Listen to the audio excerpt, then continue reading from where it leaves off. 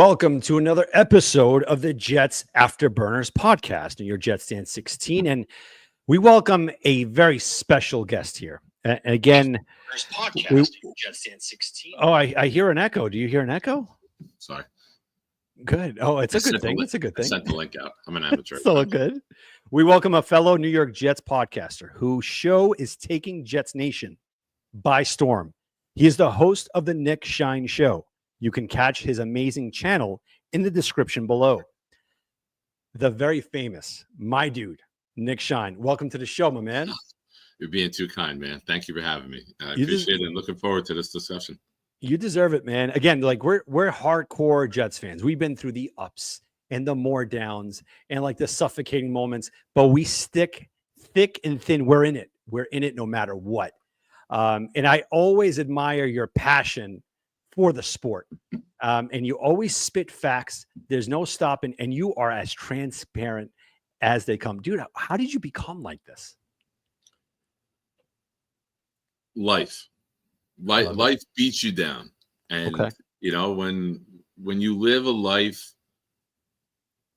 of being an addict, and then you rid yourself of that, it's so beautiful to just not have to pretend or wear a mask anymore. You know, like it's liberating to just be yourself and like, all right, I don't have to look for acceptance with anybody. I'm a Jet fan. Nobody accepts us, right? like we have our own group, we have our own world, right? But you know, to be, I don't care. You like me, you like me. You don't like me, that's your choice. Have a great day. God bless you. Like I've gotten to the point where I just don't give a damn what anybody thinks. Like you either ride with me or you're against me, and that's your call, man. I'm gonna be me. I love it. And that's the premise of this series here. And it's the off-season health of an NFL fan. It's just sports fan in general. Sometimes we go into a vortex of either depression and we attach ourselves to certain vices.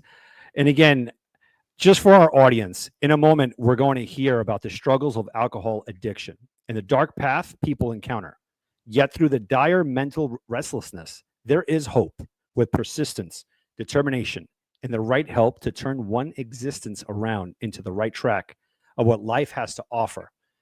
Nick, I'm going to be asking you some tough questions, but I know that there are people out there that are listening that are going through a torment, a nightmare, and they feel that there is no way out.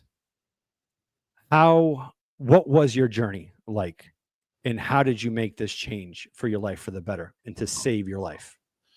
It was torture. Drinking, drugging, not being happy in my own skin, always looking for an escape or an outlet to get out of reality. Living in La La Land, not accepting what the world had given me or what I was giving the world, and always looking for an outlet, a way to escape and get, like I said, get out of my own skin. You know, whether it was drinking or you know, doing other things that just not help, but hurt you. But in the moment, you think it's helping you. In the moment, you think this is what I need. I could just escape this. But then you wake up tomorrow and you feel worse. But then you compact that with more bad decisions because you're like, all right, F this. I already did it one day. I could do it another day. And I'll just escape and I'll escape and I'll escape. And then the lies, the cheating, the awfulness that comes with all that. You know, I had 20 months sober in 2016, February 20th of 2016, till October of 2017. And my father had gotten diagnosed with terminal cancer. And when I found that out, I celebrated that news with an 8-ball and a 30-pack.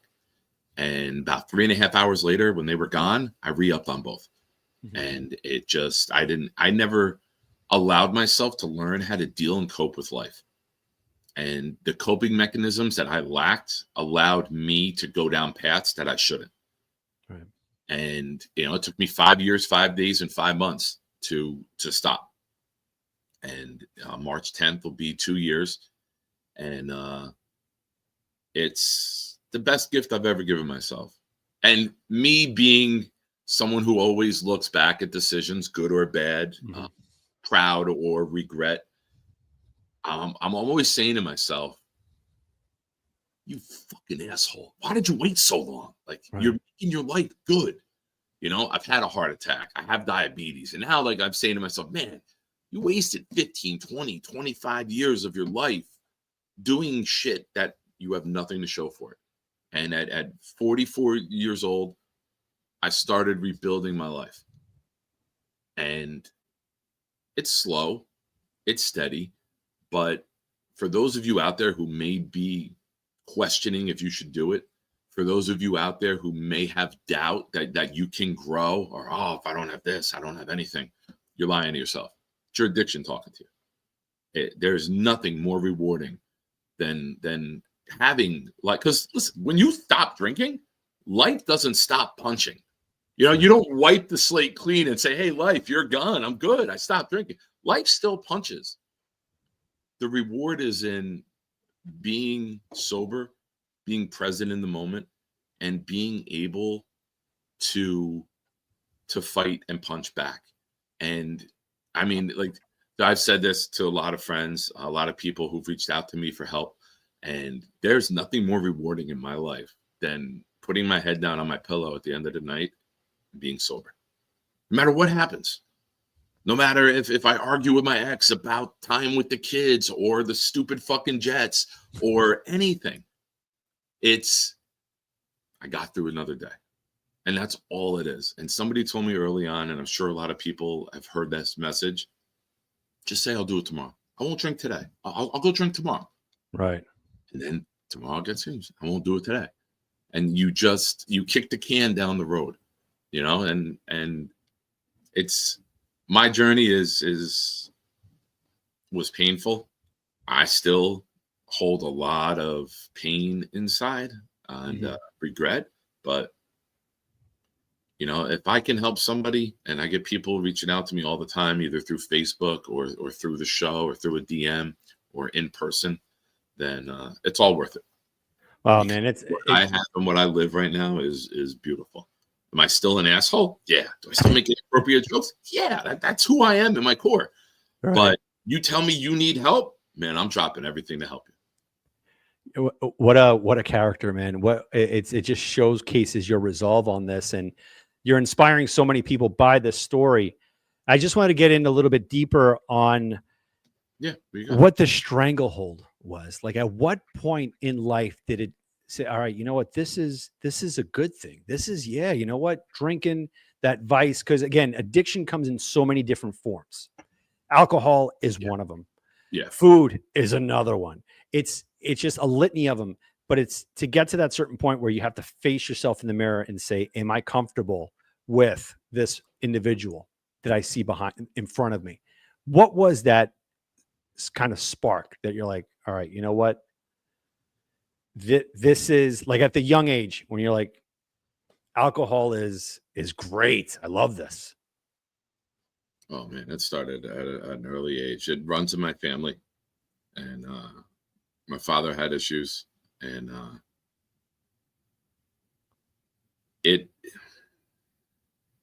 trying to debate how I want to word this. There was a point where I realized it went from fun and social to a need and dependent upon. And now I could go a week or two without having a drink. Done it many times throughout the years, went 20 months. My issue was always, I was the last man standing. I wouldn't let the party end. I would find ways to keep it going. All right, we're going to the Jet game. All right, I need a 30-pack before the game. I need a 30-pack for after the game. I got to have other things to go with it to make sure. It would always be planning ahead. It was always, that was so important to make sure I could keep the pain down that I was just hiding inside. And I could be the one to drink the most. I could be the one to party the longest. I can go for 3, 4, 5 days straight, no sleep, just rocking. For what? And you saw the relationships disappear. You saw friendships disappear. You saw them change. You saw them fall into the background. You saw them not reaching out anymore. It went from people that you hung out and partied with, and they could maintain, do it, party a little bit on a weekend and get back to real life. I was looking for real life to never start again. Right. So, and when I was an addict, I lied to myself. I lied to everyone.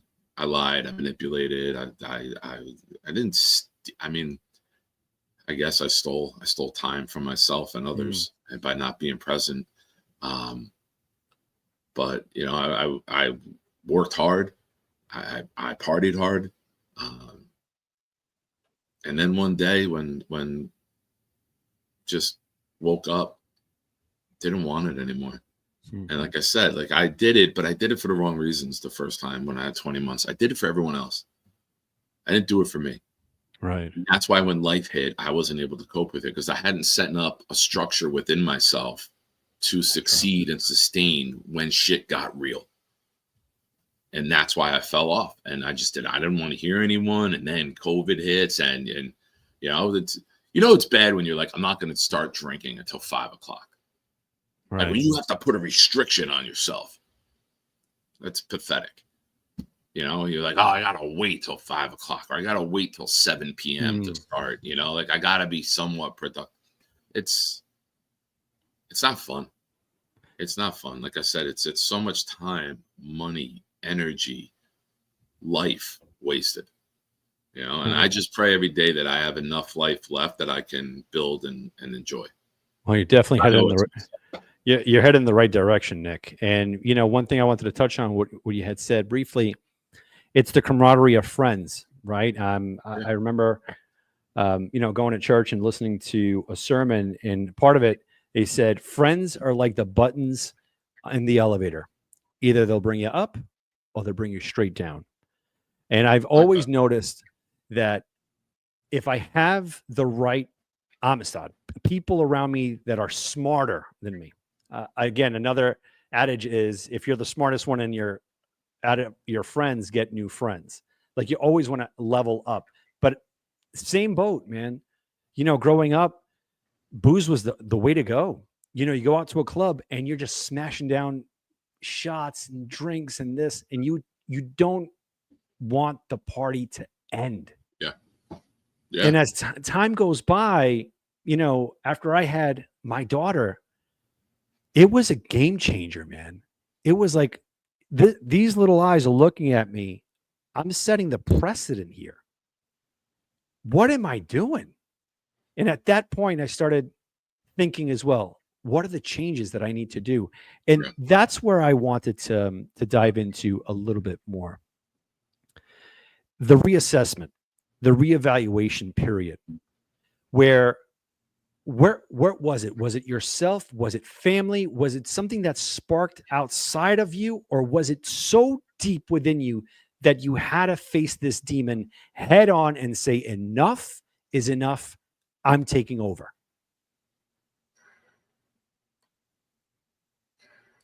That's a long story.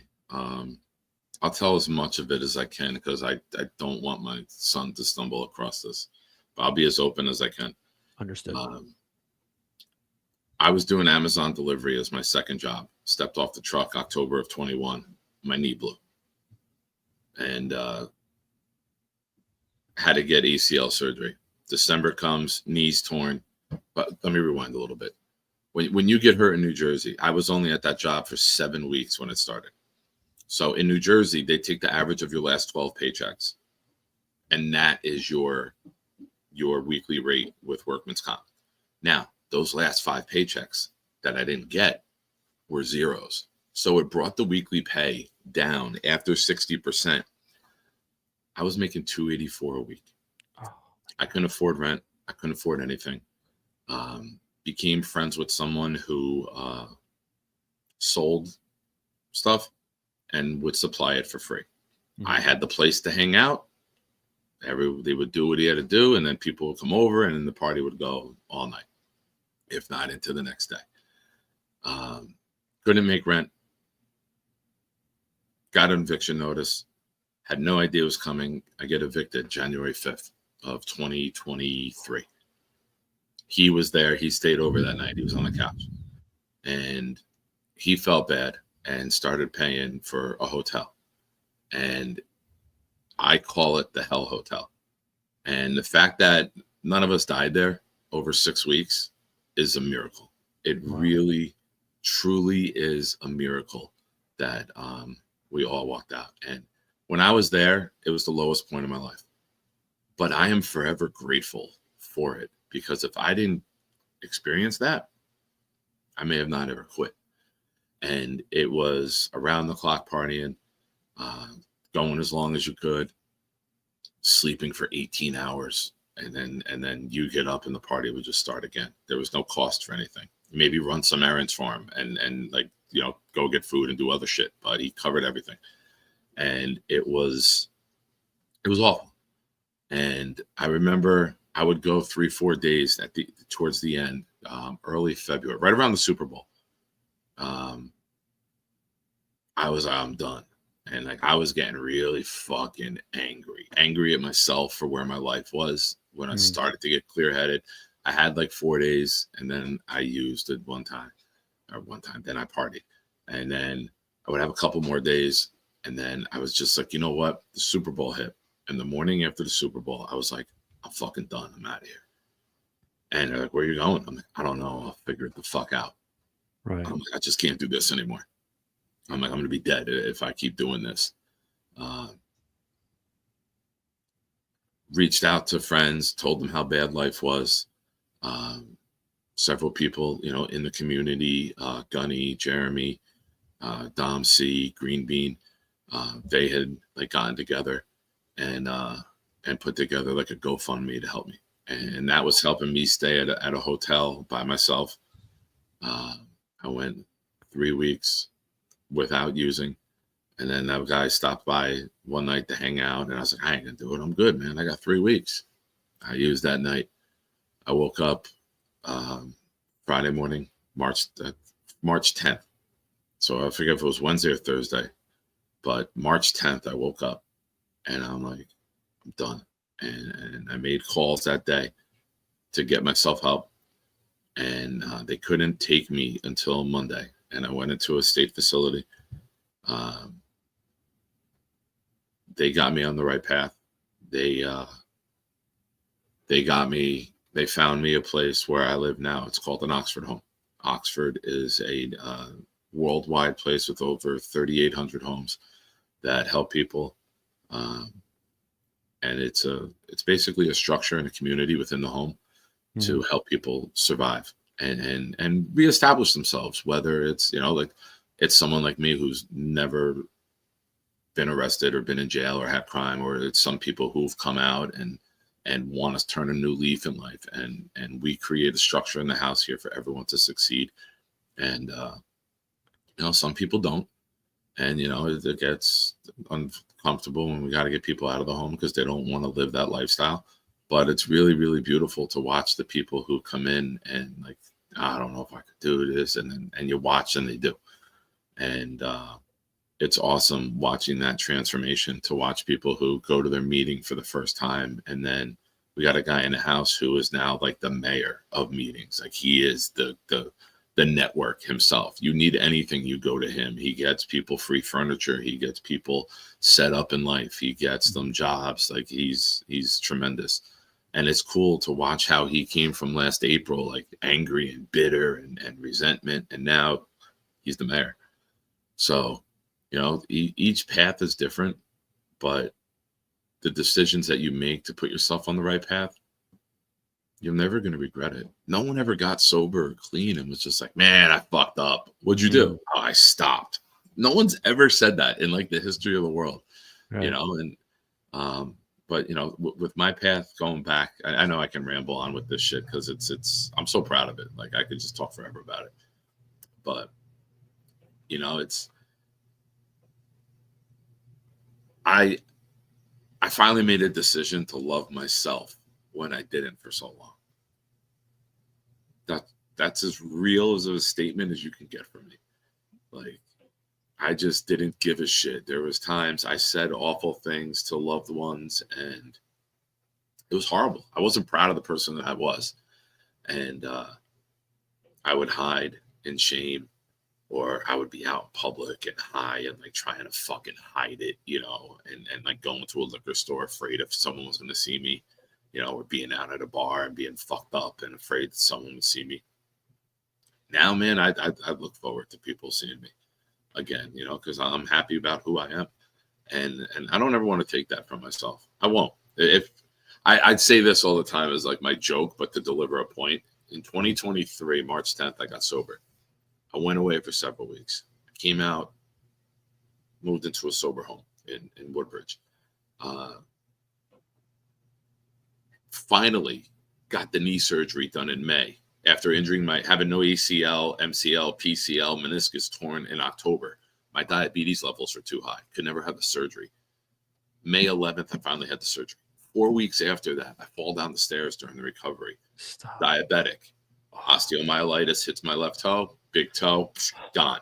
Oh, geez. Now I'm back on crutches again after just starting to walk after 4 weeks from the ACL surgery. The day that I get cleared to walk is Friday of opening weekend. Aaron Rodgers, 4 plays in, Monday night, goes down. I tell everyone, if I went that 6-month window without drinking, I'll never fucking drink again. Exactly. Wow. Like, all that shit, a whole summer on crutches, lost my toe. Aaron Rodgers goes down. I'm good, man. Like, you ain't ever going to hit me with any. I joke with my mom and say, Mom, I can deal with you passing away.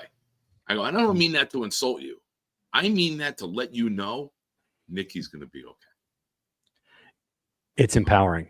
Like, again, really continuing to hear that it does sound maybe from an outside perspective, oh, it's selfish that you have to love you need to love yourself before you love the next neighbor, the next person. You have to put yourself in a position where you have to continue to edify and move forward, elevate yourself. Nick, what you're bringing here, you're touching people's lives, because I got to be honest, there's a lot of issues going on that people are afraid to talk about. They're afraid to seek help. That's where failure hits. Until failure hits. That's how you live a life of failure. When you think the problem will go away, you're afraid to address it. You're afraid to speak up. You're afraid to reveal what's behind the curtain. Thank you, guys. I do see the comments in the chat. You guys are fucking awesome. If you don't love yourself and you don't give yourself that self-love, and you don't allow yourself to succeed, you're always going to fail. And you're always going to blame everything else. That's the biggest part of being an addict that no one really realizes. That you never look in the mirror. I looked for reasons to use, Dan. I would be like, oh, that car cut me off. Fuck that. Now I'm going to go fucking drink. Yeah, but got my reason. My anger fueled me, which is why now I try not to get angry. My anger was my biggest trigger. My anger led me to want to do the bad things. My anger led me to be a person that I couldn't be proud of. Because if it was yelling at someone during a game or yelling at someone in traffic, the person I was really yelling at was me. I didn't have the balls to admit it, dude. Everyone else was the problem. Nikki's okay. It's the biggest lie I ever told myself. Day after day, year after year, decade after decade. Everyone else is wrong. Everyone else is fucked up. Everyone else makes mistakes. Where are you at, Nick? You lost your house. I still have my kids, but like I don't want to get into that story, but I didn't get as much time with them as I should have. I chose not to be there. I chose to drink. I chose to drug. I maybe chose to party too much the night before and miss out on things I was supposed to do and my responsibilities in life. I know I did. I said the most awful things to people because I was angry at me. Right. I hated myself. And I just didn't have the balls for so long to say that. It's wild where addiction takes pride to a new level where Yeah. it can't do anything wrong. You can continue going back at it. You could try, you wake up. I remember with my weight addiction of just sugars and food, the morning of, I would look in the mirror and I'd say, today's the day. Today is the day. And we could draw a parallel here because I know that during the day, I would hear a soft whisper saying, fuck you. Today ain't the day. I got you. And you'll never be let go. On and on. This would be a cycle. And I came to grips with it. All right, you know what? I guess I'm lost. I'm a loser and I have no other route to go. And I guess this is how I'm going to be until a heart attack occurred, until I would be lying on the couch and seeing life go by, my 2 kids, my wife, everything just going by. And I think making that decision humbles you. And again, what you give back is immense, Nick. You know, showcasing and helping others and you showing to so many people, even your family, the precedence. You're setting the bar. Yeah. I commend you, man. Thank you. You know, continue doing that. Don't ever stop, dude. This is something where That's who I am now. Yeah. It's who I am. And there's people who can go out, have some drinks on a Friday after work, do all their responsibilities on a Saturday. Correct. Watch football on Sunday, have a few drinks, and then stop. Now, I was at my fantasy football draft, not this year, the year before, 2023, when I first stopped drinking. And one of the guys who didn't really know, he's a friend of a friend. It's like, what's up with you? You all right? Not drinking? I go, nah, man, I'm done with that shit. All right. A little while later in the draft, he's a few in. He brings one up. Come on, have a beer with me. I'm like, nah, man. He's like, what's the big deal? It's one beer. And I looked at him and I was like, yes, for you right now, in this moment, you have that beer with me. You don't understand where it goes. You have that beer with me. You walk away. You go home. I'm in a fucking gutter by Thursday because I won't stop. I just don't have that mechanism in my head. You know, that's why when I commit to something, I go all in. You know, Right. Now I'm committing to good things, you know, and I took my fucked up wiring in my brain and rewired it to only commit to good things. But I'm still a Jet fan. I didn't get rid of every fucking awful thing. I Well, mean, you need the balance. a little bit.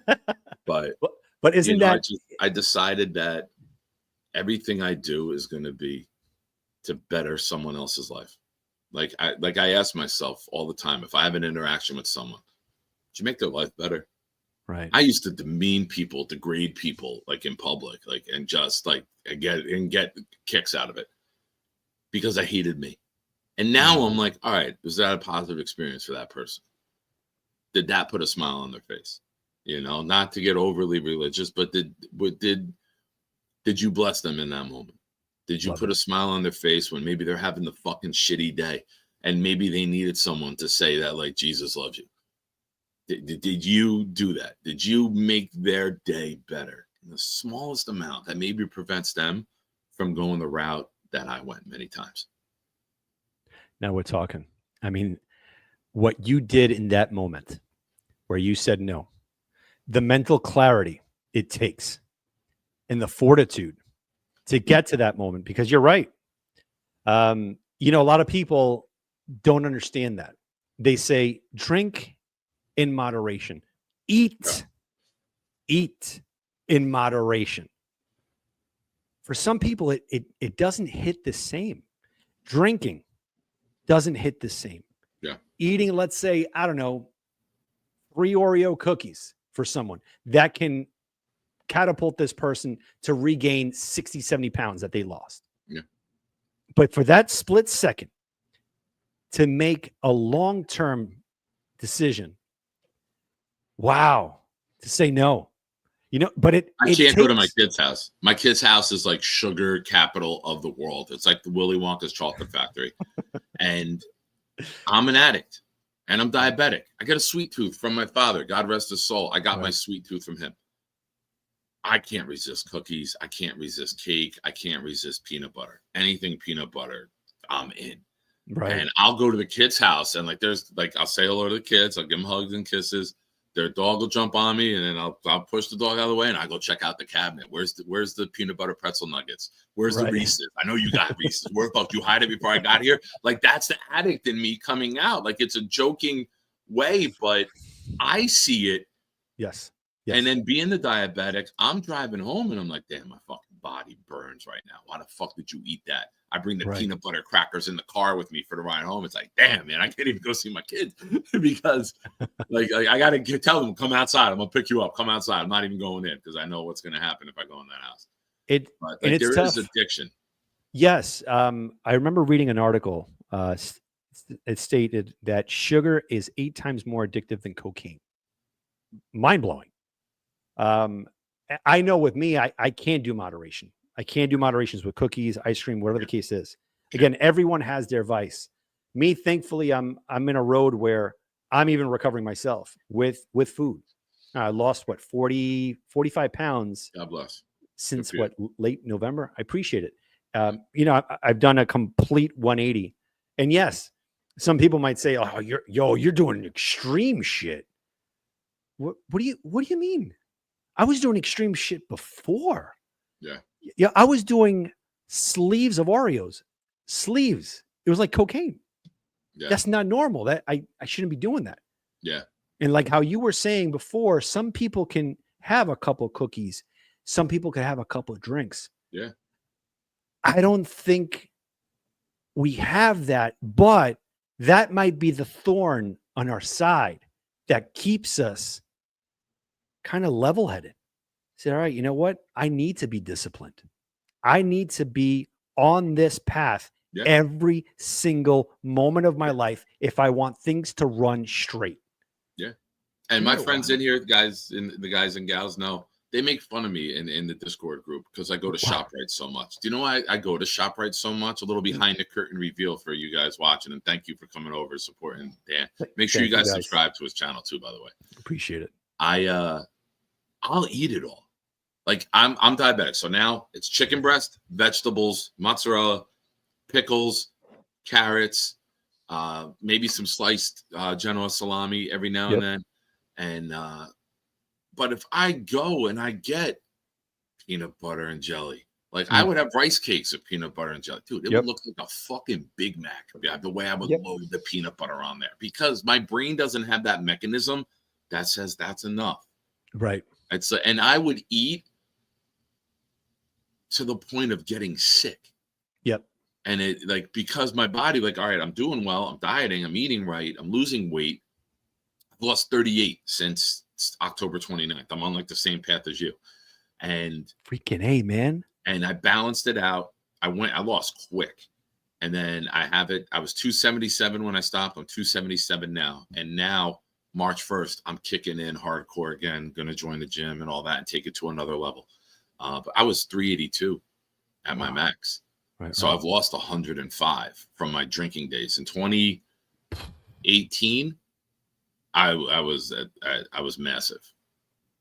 I can't believe I did have a heart attack. I don't even know when I had it. They did an EKG and they're like, "You're not having a heart attack now, but you've shown that you've had one." And my girlfriend at the time was like, "What the fuck you mean you had a heart attack?" I'm like, "I told you I didn't feel right." But I didn't give a shit about me. What was next? Dude, summer of 22, I was in the hospital. Johnny Boy might remember this if he's still here. I was on with Jeremy, Jets Chaos, and others from the hospital. I got out of the hospital. I was in there for a heart problem. I got out of the hospital at 12 o'clock at night after 3 days in there. Got picked up by my buddy who was at the pool hall on Route 1 in Edison. And before I was out of the hospital parking lot, I was already getting wired back up. Wow. How fucking stupid am I? because I didn't care. Like I hated my life. Like I didn't want to live a life that I was living. It's like, man, things aren't going well. Nick couldn't accept that.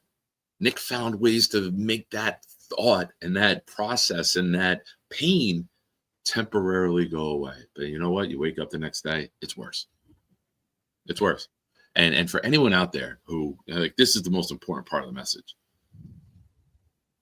You can change your path at any time. You can. I tell the kids I've coached in football throughout the years, they all know Coach Nick says this line: believe in yourself. It's the most powerful force on earth. When you believe that you can do something and when you believe you can accomplish something, you can. For years, I didn't think I could get sober. For years, I didn't think I could get sober. For years, I thought it would be torture. How am I going to live my life like that? How am I going to enjoy sports without that? How am I going to talk to girls without that? Right. I'm okay. It's possible. It's better. You know, do I still say stupid shit? Of course. Like I said earlier, I'm always going to say stupid shit. It's who I am. But I don't cross the line of being overly rude and offensive to people to the point where they become miserable. They hate their interaction with me and they don't want to speak to me ever again. Right. So it's you, just because you were somebody yesterday doesn't mean you can't be somebody else tomorrow. You don't have to let your past dictate your future. You can draw that line in the sand at any fucking time and just say, you know what? That changed. You know, I'm not going to be the person that wears red sneakers anymore. Now I'm going to wear the white ones. I'm not going to be the person who cuts people off in traffic. And whatever it is, whatever you decide in your brain, however far you want to go with it, believe in yourself. You can change your path at any moment, at any time. And if it's a positive change, you're never going to regret it, ever. And also the negativity of the people around you that start saying things and start giving you new names, new nomenclatures. And you're like, and you start believing it. And I remember reading a passage that said, someone's opinion of you should not become your reality. And you're spot on, Nick. Every moment that you have, it's your moment to change. I always live by this here. If you're breathing, then the odds are in your favor. It's there. Yeah. It's there for everyone. If you're watching this, and again, you're afraid to reach out, in the link I posted, links to help, to reach out. There are phone numbers. There are ways. There are consultations and whatnot. People that want to hear, Nick, reach out to Nick. Nick, dude, what you do for that community, oh my God, man. You're a superhero. You're a real life superhero doing that. And it's Thank you. I'm just honored having this opportunity. Again, dude, like I appreciate your openness on your life experience. And again, you're truly motivational on this. I try to be, man. I try to be, because part of my looking back is, did I miss signs? Did I neglect help? Did I not be receptive to people trying to help me? So I don't want anyone to ever misconstrue the fact that I'm there to help. I've had people in this community, in the Jets fan community, reach out to me. I've had people on Facebook that, like, you know, people, maybe you're in a sports group together and they friend you because you have a nice discussion one day, and people I've never met reach out to me and they're like, hey, what'd you do? Because I know I see your post. If you did it, how can I do it? You know, right. First thing is believe in yourself. That's the most important thing. Believe in yourself. When you commit to something, write your goals down. Write your goals down. If it's staying sober day one, how am I going to stay sober? What am I going to do to build a successful path for myself? Whether it's you want a career, whether it's you want to start a family, whether you figure it the fuck out, write it down, and look at it and say, I have it. It's on the other side of the room. But when I went into the facility, they gave you a notebook, old school, black and white, like camouflage looking notebook. I still have all my notes from when I started. And I'm gonna tell you one of the things they made you get up and speak at some point, and I quoted Nas, and it's, I know I can be what I want to be. If I work hard at it, I'll be where I want to be. That's right. And I fucking think that to myself every single time life gets hard. Right. Is this where you want to be? Dude, I've walked out of friends get-togethers. I've walked out of parties. I've walked out of many places and just said, if my sons would come on, we got to go. What's wrong? Got to go. Time to go. I never knew that back then. I'd be the last one there. I'd be closing down the bar. I'd be offering the bartender in the place more money to stay open, or making crazy promises to go pick up stuff and make the craziest promises in the world in order just to get what I wanted. You know what I want now? Inner peace. Right. Can't put a price on that. Mm-mm. And you found it. I'm trying to. You're getting there. I still got a lot to work on personally, but and personal growth should never stop. Absolutely. Personal growth should never stop. You should never stop trying to get better at life, because life changes, circumstances change, who comes in and out of your life changes. And, not everyone who's in your life is meant to be there forever. Some people are just meant to appear, teach you a lesson, learn from it, and move on. And be open to that and learn from every experience you have with somebody. Did this person being in my life make it better? Did it make it worse? Mm-hmm. Am I a better person for knowing them? Or did they make me worse? Did I make myself worse by being in their presence? Know who brings out the best in you. Know who makes you be a person that you don't want to be. And when you can start to differentiate that, you're going to shoot to the moon. You're going to really, really start figuring yourself out. Some people get that at 13, 14 years old. So I'm jealous of that shit. I didn't get that till 45, man. I'm learning how to adult at 45. And I know people who know me are probably laughing at that, but it's true. I went many years without giving a shit about bills, without caring about anything. Just how do I get high? How do I get drunk? That was my goal. Not how do I make my life better? Not how do I improve my circumstance? It was, hey, can you help me out? Hey, can you help me out? Hey, can you help me out? I need some help. I was the only one that could help me. Right. All that other shit was temporary. Place to stay for a week, place to drink, place to party. All that shit was temporary. I had all the answers. I just didn't allow myself to look at the questions the right way. Now, the goals that you set for yourself now, right? They're attainable, right? As tough as it is that you went through this harsh experience through life. Again, I know subjectively, sometimes there are certain actions. It's because of my childhood. It's because of me growing up in an environment that was kind of toxic, not fun. Yeah, same. And then you're in your teens and you just want to be accepted and you're willing to do whatever it takes. And like you said, there's that moment of growth at 44, some at 13, like you said, some at 20. But I think the most important thing is to get to that crossroad and making that decision and following that trajectory into the right path and finding the circle of friends that can elevate you.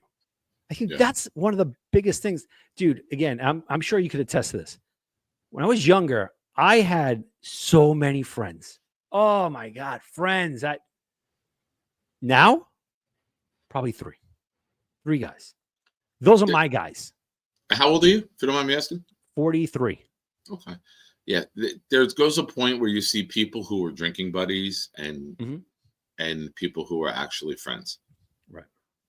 And I will fully admit, and I'm not saying this because some of them are here watching, but the people who are in my Discord and people who, most of them I've never even met in person, some of them I have through the Jets, are better friends to me than people I've known for 30 years. Because some of them were just party buddies. Some of them, when I got sober, You saw who your real friends were, because there are people who supported it. There are people who asked, what can I do to help you? And then there were people like, oh, you ain't drinking no more? All right, man. Good luck. So it's something that I've heard that I keep with me a lot is when someone reveals their true colors to you, believe them. Yeah. Don't make excuses. Don't try to bend the bar. Don't try to move the goalposts for them. Believe them. Thank you. I was just good enough to drink with because you wanted those laughs. You don't think I can make you laugh when I'm sober? Go fuck yourself. You don't deserve my humor. You know what I mean? Yeah. Like there's certain people in life who look to get whatever they can get out of people, whether it's money, whether it's companionship, whether it's a drinking buddy. Believe them. If they don't want to be a part of you, thank them. They're saving you the trouble. Because now you don't have to deal with someone who's fake. You don't have to have someone a part of your life that doesn't want to be a part of your life. They just want to get what they can get out of you. That's a huge stepping stone of acquiring that epiphany, right? Like, holy shit, this is who I've been hanging out with. I remember, again, this is a buddy of mine. We were on the football team together. Just life, us. As time went on, it was right before COVID. I'm pretty sure you know Claudio and Gotham City Crew and all those guys, right? We all hung out the best. And it took me a while to kind of like garner the entire thing together. We're all having a great time. We're watching, of course, Luke Falk. I mean, what better quarterback than that? Oh, the cornerstone of the Jets franchise. I understand. We're watching, the Patriots beat the crap out of them. But anyway, in that setting, I don't go out that much. Right now, it's just all about family and just moving forward, reading books, just doing everything I can just to get my mind going. Yeah. At that point, I was with my buddy. We're all having a good time. And I just had this holy smokes moment. He was degrading women. Like, holy smokes, hold on a second. I got 2 daughters. Would never want anyone to talk about my daughter. I don't care if my daughter's 70. I don't care. I was like, dude, you got to stop. Who the hell are you? Who the hell are you to come on, dude? Like, what, you're God or something? Nah, man. Like, let's mature. Let's leave that behind. She don't need that. Yeah. She don't want to be here anyway. No. I left him. I left the bar. I was his ride. I left him. And it was a struggle within. Yeah. And every little bit of me was like, yo, don't do that, man. Don't do that. You got to go back. Like you said, you're just trying to cut corners and saying, no. No, I can't. As time went on, our friendship rekindled, but there are standards. Don't do that shit. And I think that's one of the best parts, right, Nick? When you can grab the bull by the horns and say, if you want to be my friend, these are the borders that you have to follow. Because if you don't, just like I dropped you, I will drop you again. Because this is not who I want to be seen with. I want to be seen with people that are changing in the right direction. Individuals that are just elevating their game, positivity, and enriching other people's lives. That's right, Nick. This is my first time interviewing you, and I know that we had you on the show, and I couldn't be there. And again, I apologize. Liam couldn't make it today. He had a family emergency. But I appreciate you, man. I really appreciate. I'm honored that you asked. You have no idea that this is something that I'm hoping that we can grow, man. We can grow together. This is something that is powerful. Let's keep shrinking. Let's keep losing weight. Let's keep I'm shrinking. in. I got another 20 more pounds to go. Thank you, man. It's getting there, but it was very difficult not to breathe. It was very like going up three stairs, not even a flight. 3. this headband's not working. Many times stopped midway and then had to get the momentum going again. Yeah, I get it. It's crazy that you had knee issues. Last year I had my right knee scoped. Not fun, man. And it was just trying to get out of a way of a 2-car collision that popped the corner, and Jeez. Not fun. No. But you know what? What doesn't kill us makes us stronger. Yeah. Stronger. You're a strong dude, Nick. And again, just to words, but I really do. Without a doubt. Again, for people that are living under a rock right now, where can they find the great Nick Shine? The Nick Shine Show. And this goes to anybody. Reach out to me if you need any sort of help, if you need personal reassurance, if you need advice. I'm not perfect, but I will do my best to help someone. And I promise you, there's many people who have reached out to me for help. The names are never known. Their stories are never told. I had someone reach out to me today who had a very difficult circumstance put in front of him. And after talking to me, he conquered it. And it's a very good friend and somebody who just needed a friend at the right time. And I popped up. So I believe God puts everyone in someone's life for a reason. And if I can be a reason to help you, I'll be glad to be part of that journey for you. And your name will never be told, and your story will never be told. And if you need help, ask. It's the best thing you can do for yourself. It really, truly is. Nick, I'm truly honored for you to come in on the show. I'm honored that you asked, man. I'm honored that you asked for this reason, for this topic. This is something that you could tell I'm very passionate about. And yeah, thank you. And thank you, everyone who watched or who will watch. I appreciate you taking the time to view this tonight. A little different side. And it's a great side of you, man. Yeah, honestly. Again, I respect I'm not one to curse. That's the thing. You got that out of me today, man. You got me out. I have that effect on people. I'm not always positively influencing people. So listen, I'm from New Jersey. I'm from Central Jersey. Hell yeah, Where man. I'm from, they're adjectives. Right. I'm not cursing at you. When you start using curses as nouns, then you're crossing a line. But if you're like, this fucking guy, like that's an adjective. Like everyone gets it. This fucking guy, you know that a guy just cut you off with no blinker and swerved in too close where he shouldn't have been. This fucking guy. That's the move that we do. Without a doubt, man. Dude, again, thank you so much for tonight and everyone in the chat. I appreciate you. Spread the word. Again, you're not alone. You are not alone. There's help out there. And again, Nick, thank you so much and have a great night, my man. You too, buddy. Thank you so much. You got it. Go Jets. Quarterback, Ken O'Brien of California Davis. Just 14 that first time, now going long. They got a wide open man, and he makes the catch. It's Braylon Edwards taking off. Braylon Edwards will take it home for the touchdown. 80. First down in San Diego territory at the 47-yard line. Big draw. And Pennington going for 6. Deep down.